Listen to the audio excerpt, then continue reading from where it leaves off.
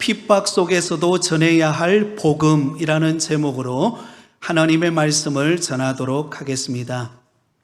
서울 양화진 선교 묘역에 가면 24살의 젊은 나이에 조선에 와서 8개월 만에 순교를 당한 루비 캔드릭이라고 하는 선교사님의 묘가 있습니다.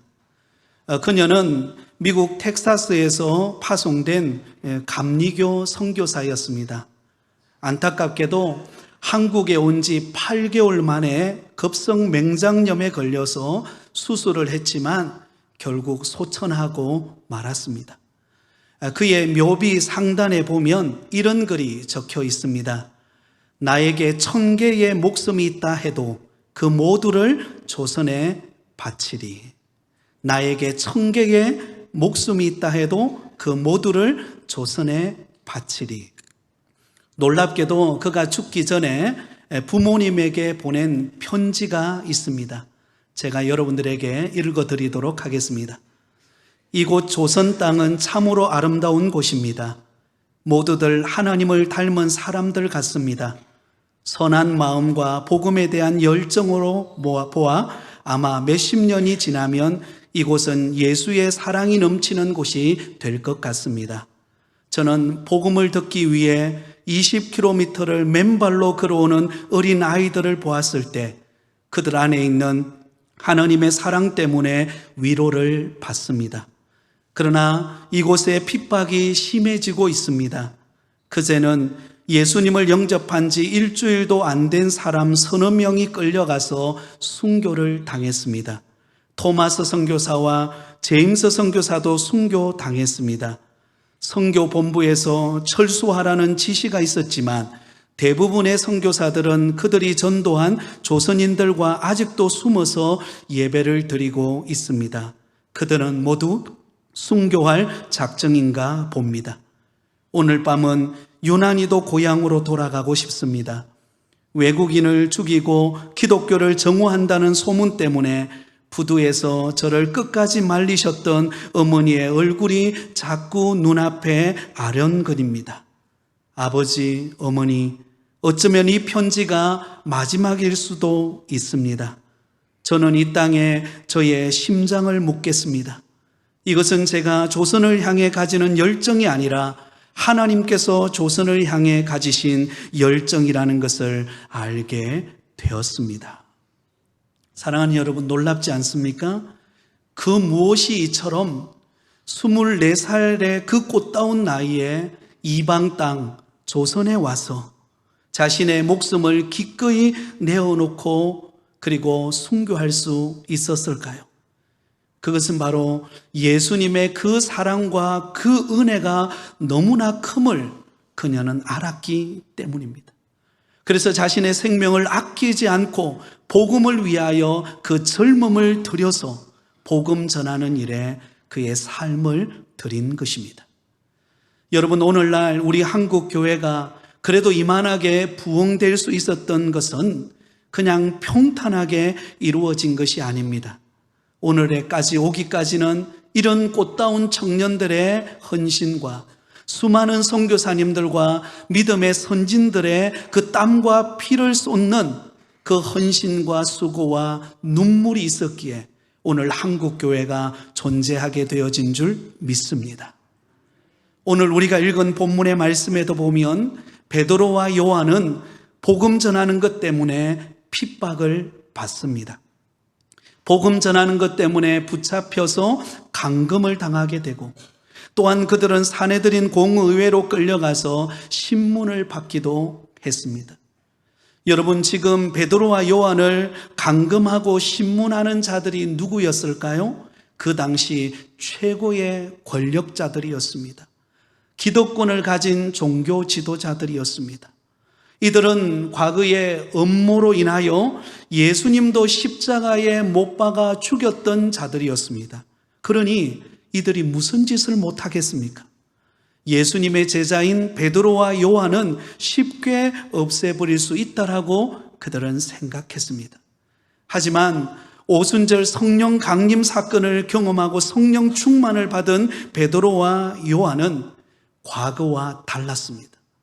과거에는 두려움에 떨고 도망치던 자들이었습니다.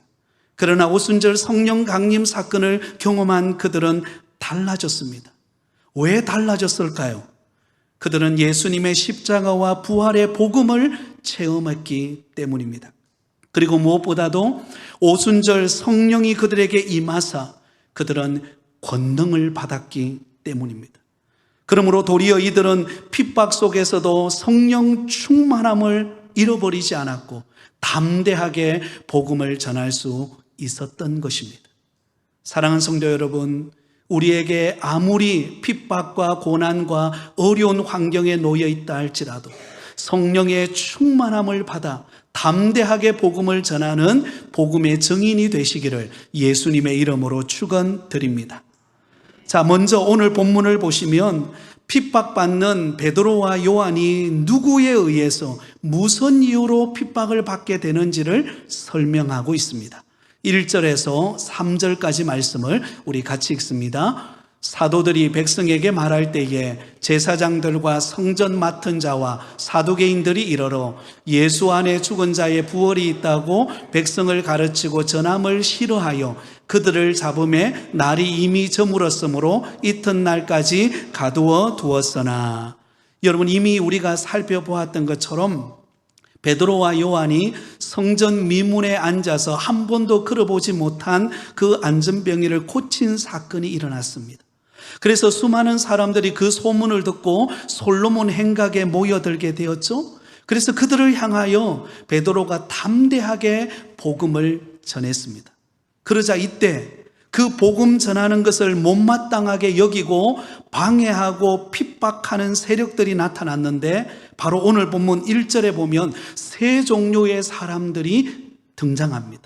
이들이 베드로와 요한이 복음 전하는 것을 방해하고 핍박하게 됩니다. 첫 번째 사람이 누구입니까? 제사장들이었습니다. 여러분, 제사장들은 그 당시 최고 의결기관인 사내들인 공회에 속한 권력자들이자 종교 지도자들이었습니다.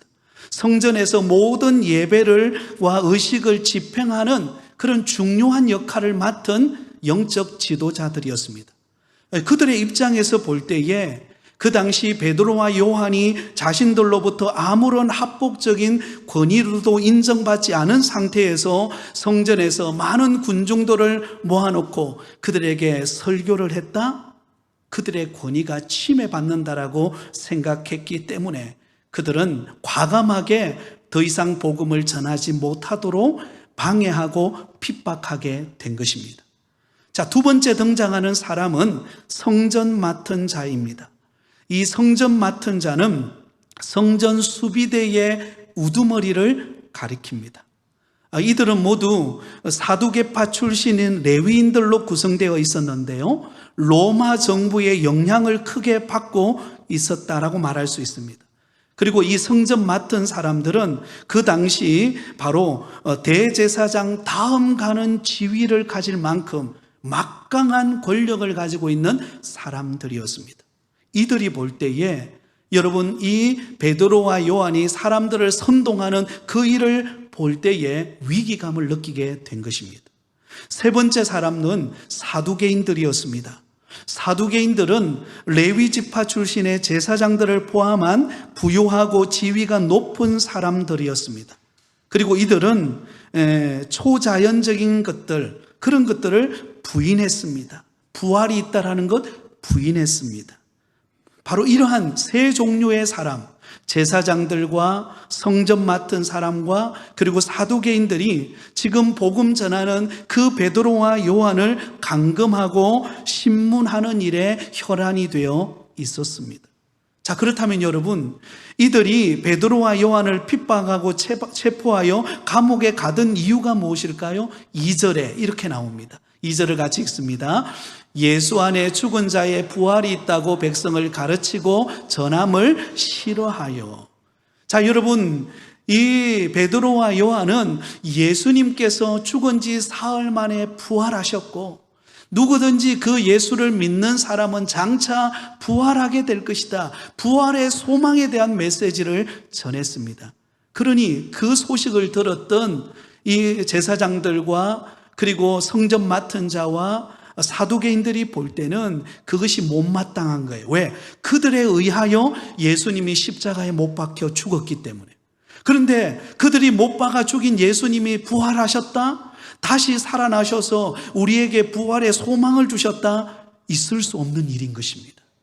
그래서 그 부활을 전하는 그 복음을 방해하고 어떻게 하든지 전하지 못하도록 핍박하게 되었다라는 것을 알 수가 있습니다. 자, 그렇다면 여러분, 이러한 핍박을 당한 사도들의 반응은 무엇일까요? 여러분, 이 세상은 호락호락하지 않습니다.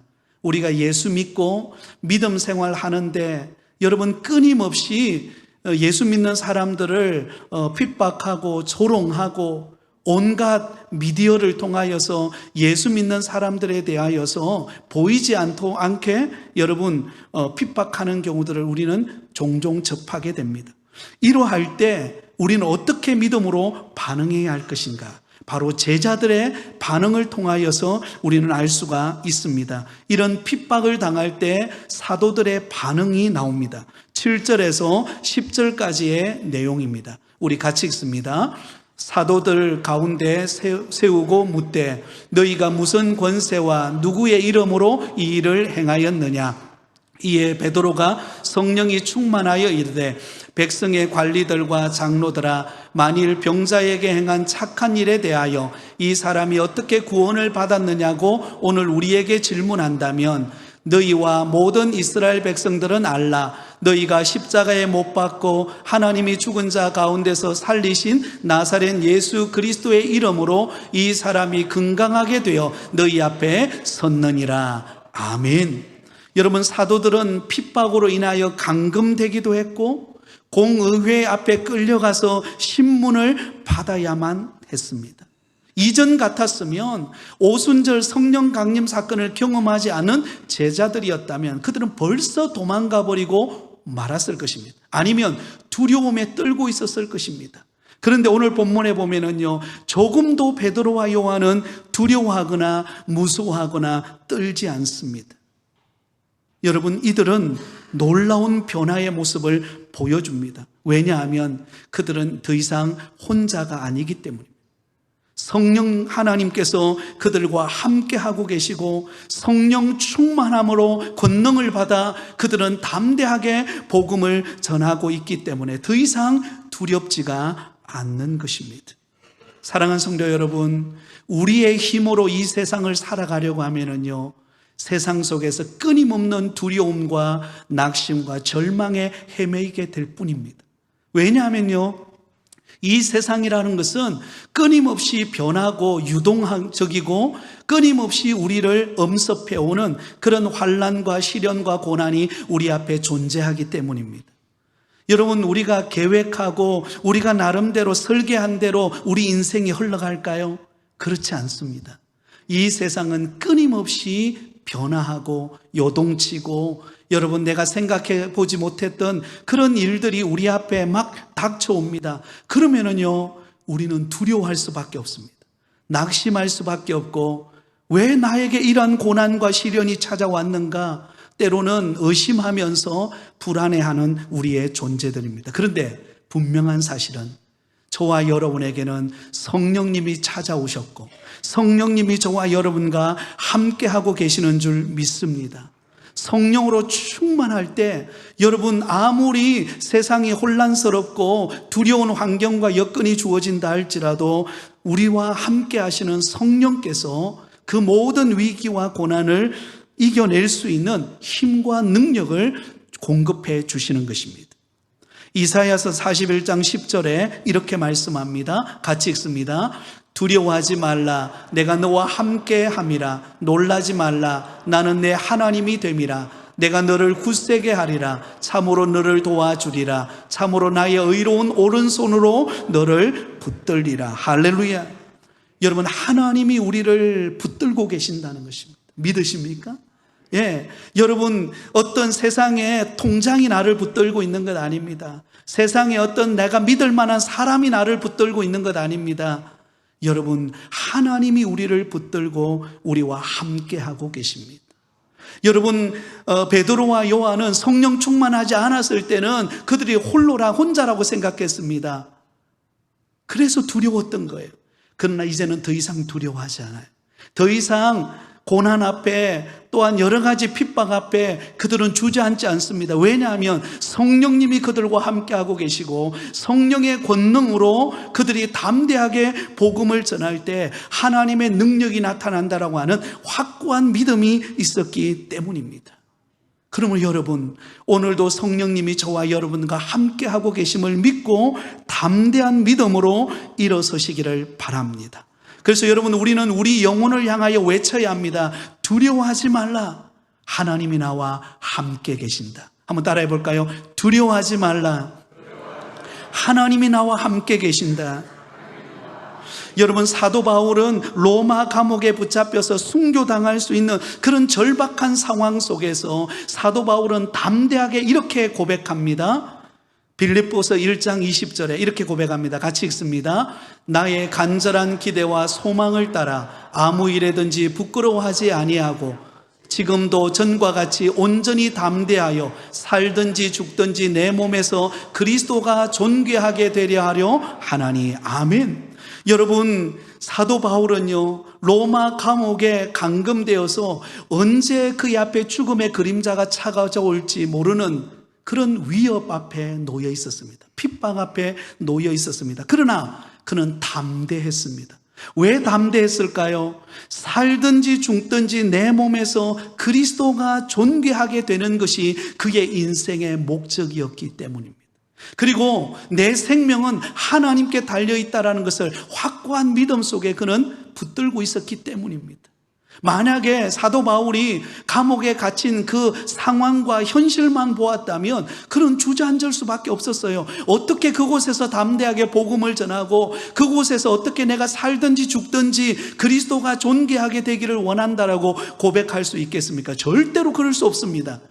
근데 사도 바울에게는요, 성령이 그와 함께 하시고 그리고 하나님이 나와 함께 하심으로 내 생명은 하나님께 달려있다라고 하는 확고한 믿음이 있었기 때문에 그는 감옥 속에서도 흔들리지 않게 된 것입니다.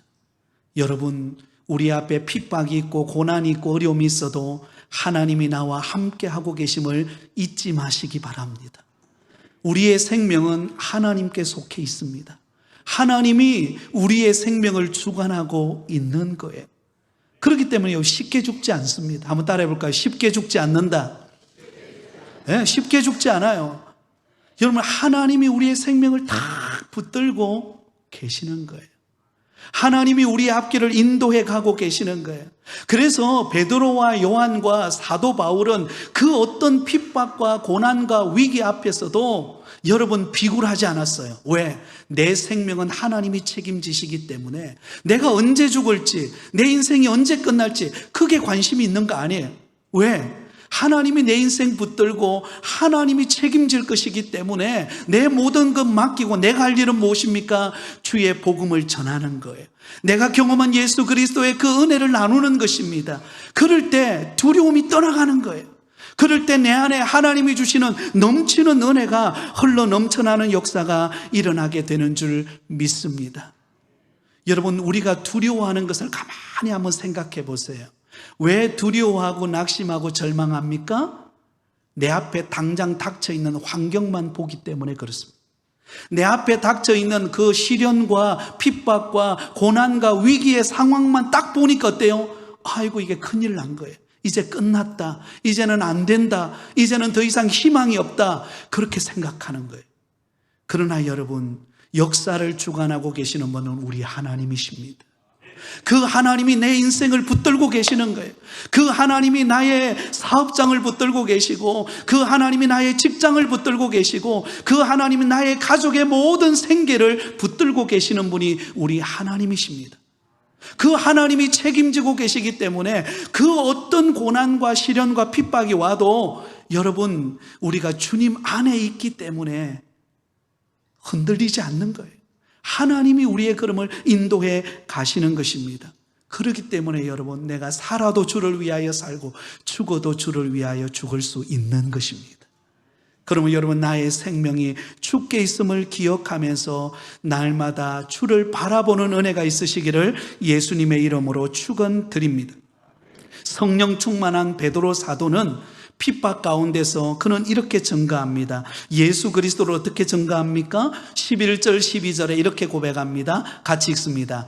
이 예수는 너희 건축자들의 버린 돌로서 집 모퉁이의 머릿돌이 되었느니라. 다른 이로서는 구원을 받을 수 없나니 천하 사람 중에 구원을 받을 만한 다른 이름을 우리에게 주신 일이 없음이라 하였더라. 할렐루야. 여러분, 여기 보면 베드로 사도가 예수 그리스도를 증거할 때 이렇게 증거합니다. 그 예수 그리스도를 무엇에 비유하는가 하면 건축자들의 버린 돌로서 집 모퉁이의 머릿돌이 되었다. 예수님이 곧 집을 세우는 머릿돌이 되었다는 것입니다.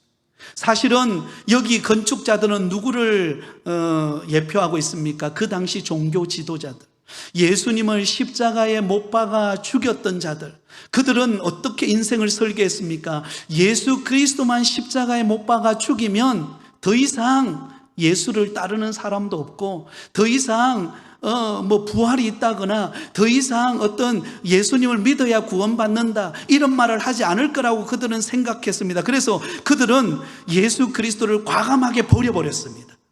과감하게 버려버렸어요. 그런데 십자가에 못 박힌 예수 그리스도는 죽은 지 사흘 만에 부활하셔서 그 집에 무엇이 되었다고요? 머릿돌이 되었다.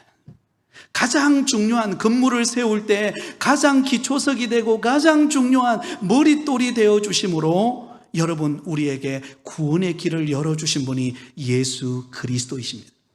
그래서 베드로 사도는 고백하는 것입니다. 다른 이로서는 구원을 받을 수 없나니 천하 사람 중에 구원받을 만한 다른 이름을 우리에게 주신 일이 없느니라. 너희들은 십자가에 예수 그리스도를 못 박아 죽였지만, 십자가에 못 박아 죽임으로 인하여 다 끝났다라고 생각했지만, 그러나 예수 그리스도는 그 죽음의 권세를 이기시고 부활하셔서 우리의 구원자가 되시고 우리의 생명이 되셨다. 그 예수 그리스도 외에는 다른 사람에게, 다른 그 어떤 누구도 구원자가 될 수 없음을 증거하고 있습니다. 사랑하는 성도 여러분, 오직 예수 그리스도만이 우리의 구원자이신 줄 믿습니다. 여러분, 세상 사람들은 말합니다. 아니, 예수 믿는 사람들은 예수만 믿으면 구원받는다 그러는데 그건 너무 독선적인 것 아니냐? 왜 자기가 믿는 기독교에만 구원이 있다고 말하느냐? 세상 사람들을 믿는 종교에도 다 구원이 있는 것 아니냐? 라고 말할지 모릅니다. 그러나 여러분, 진리는 거짓과 타협할 수 없습니다. 진리는 하나입니다. 나는 길이요 진리요 생명이니 나로 말미암지 않고는 결단코 아버지께로 갈 수 없느니라. 예수 그리스도 외에는 구원의 길이 없는 줄 믿습니다. 오직 예수 그리스도를 믿는 믿음 안에서만 구원받는 하나님의 택한 자녀가 되는 것입니다. 그래서 베드로는 담대하게 예수님을 잡아 죽인 그들을 향하여 선포하는 것입니다. 너희들이 죽인 그 예수 그리스도가 집에 모퉁이 돌이 된 것처럼 우리의 구원자가 되었다고. 여러분, 우리가 세상에 가서 전파해야 될 것이 무엇입니까? 바로 내가 만난 예수 그리스도, 그분만이 나의 구원자이시고 그분만이 우리를 살리고 우리에게 영원한 생명을 주시는 분이라고 우리는 담대하게 외칠 수 있어야 할 줄 믿습니다. 우리는 4월 28일 상반기 새생명 전도 축제를 우리가 2주 앞두고 있습니다. 여러분, 우리가 할 수 있는 게 무엇이겠습니까? 내가 만난 예수 그리스도, 내가 경험한 이 구원의 감격, 그 은혜를 우리가 가족과 이웃에게 전하는 것입니다. 그 사람이 올지 안 올지는 모르지만, 그러나 우리가 할 일은 때를 얻든지 못 얻든지 그들에게 가서 이 복음의 소식을 전하는 것이 우리의 사명인 줄 믿습니다. 그러면 여러분, 기도하는 가운데 이번에 새생명 전도축제 때 누구를 전도해야 될까? 여러분 마음속에 작정하시고 그들을 위하여 기도하면서 다가갈 때 하나님의 은혜가 있을 줄 믿습니다. 마지막입니다. 이 핍박을 견디어낸 결과가 무엇일까요? 우리 4절 말씀을 읽고 말씀을 맺겠습니다. 4절입니다. 같이 읽습니다. 시작. 말씀을 들은 사람 중에 믿는 자가 많으니 남자의 수가 약 5천이나 되었더라. 할렐루야. 여러분, 지금 사도들은 핍박 가운데 있습니다. 예수님을 십자가에 못 박아 죽였던 제사장들과 성적 맡은 자와 그리고 사두개인들은 눈이 시뻘게 가지고 어떻게 하면 이 사도들을 복음을 전하지 못하게 할까 혈안이 되어서 신문하고 감옥에 가두기도 하고 어떻게 하면 이들을 없애버릴까 온갖 인간적인 방법을 다 동원하고 있는 순간입니다. 근데 놀라운 일이 일어나요. 그 핍박 가운데 뒤로 물러서지 않고 복음 전하는 그 사도들을 통하여 무슨 일이 일어나요? 바로 예수 믿는 자들이 더해지는 은혜가 나타나는 것입니다. 남자 예수가 5,000명이나 예수 믿고 주께로 돌아오는 구원의 역사가 일어난 줄 믿습니다. 할렐루야. 여러분, 여기 남자 장정만 5,000명이라는 말은 여자들과 아이들과 어른들을 다 포함하면요 적어도 한 15,000명이나 되었을 거라고 예상하고 있습니다. 그 수많은 영혼들이 핍박 가운데 고난을 뚫고 핍박 가운데 주저하지 않고 담대하게 내가 만난 예수 그리스도를 전하기 시작할 때 하나님의 복음의 능력이 영혼을 살리고 변화시키는 생명의 역사가 나타나게 되었다는 것입니다. 여러분, 오순절 마가다락방에 성령이 강림할 때는요 120명이었습니다. 그런데 점점 성령 강림 사건을 경험하고 나가서 복음을 외치기 시작할 자, 여러분, 120명이 3,000명이 되고 3,000명이 5,000명이 되고 5,000명이 10,000명이 되고 10,000명이 20,000명이 되는 역사가 일어난 줄 믿습니다. 우리 한국교회가 핍박 속에서 한국교회가 점점 부흥하고 성장한 것처럼, 그러므로 핍박은 교회 성장의 촉진제와 같습니다. 핍박이 없는 것도 좋지만 핍박이 있다는 것은 하나님은 그 교회에 핍박을 통하여 하나님은 더 놀라운 은혜와 축복을 주시기를 원하시는 줄 믿습니다. 여러분, 우리가 핍박을 두려워해야 될 것이 아니라 우리가 두려워해야 될 것은요 고인물을 두려워해야 합니다. 고여있다, 아무런 반응이 없다, 그게 더 두려운 것입니다.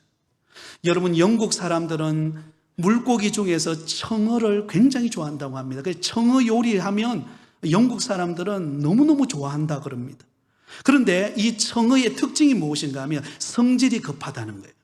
그래서 청어를 잡아가지고 이렇게 장소를 이동하다 보면 성질이 급하기 때문에 운반하는 가운데, 운반하기도 까다롭지만 운반하는 도중에 대부분이 죽는다는 거예요.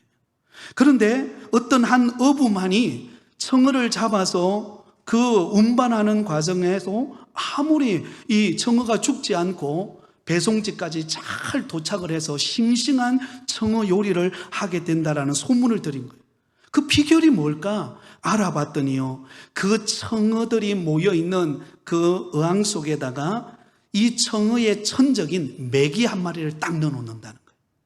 메기 한 마리를 청어 속에 딱 집어넣어 놓으면은요, 이 청어들이 메기에게 안 잡혀먹히기 위해서 왔다 갔다 뛰놀다 보니까 나중에 어때요? 배송지까지 딱 도착해도 청어가 싱싱한 청어로 살아있더라는 거예요.